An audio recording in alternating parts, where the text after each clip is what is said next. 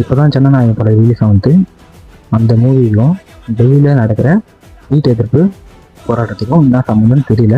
ஜனநாயக படம் நடித்து 1.5 வருஷம் ஆயிடுச்சு. அதை ரிலீஸ் பண்ணவும் விடாமல் பிரச்சனை பண்ணாங்க. ரிலீஸ் ஆகி படம் வந்த பாருக்கும் பிரச்சனை பண்ணுறாங்க. அது ஏன்னு தெரியல. நல்லா புரிஞ்சுக்கோங்க, டெல்லியில் நடக்கிற போராட்டம் நீட் எக்ஸாமில் சிஸ்டம் சரியில்லை, அதை மாற்றுங்கன்னு போராடுறாங்க. தமிழ்நாட்டை பொறுத்த வரைக்கும் ஆளும் கட்சியாக இருந்தாலும் சரி, எதிர்கட்சியாக இருந்தாலும் சரி, எங்களுக்கு நீட் எக்ஸாமில் வேணாம் அந்த ஒரு கூப்பாடில் இருக்காங்க. இதுக்கும் இது ரெண்டுத்துக்கும் நடுவில் ஜனநாயக படத்தை ஜாயின் பண்ணுறாங்க. இது ரெண்டுத்துக்கும் ஜனநாயக படத்துக்கும் என்ன சம்பந்தம்? அதனால எங்களுக்கு சுத்தமாக புரியல. சில பேர் வீடியோ போகிறானுங்க என்னதுன்னா, அங்கே டெல்லியில எல்லாம் சாப்பாடு சாப்பிடாம எவ்வளோ போராட்டம் பண்ணுறாங்க. ஆனால் தமிழ்நாட்டில் மட்டும்தான் படம் ரிலீஸ் ஆகிடுச்சுன்னு தேட்டரில் போய் எல்லாம் படத்தை பார்த்துட்டு அழுகிட்டு இருக்கீங்க.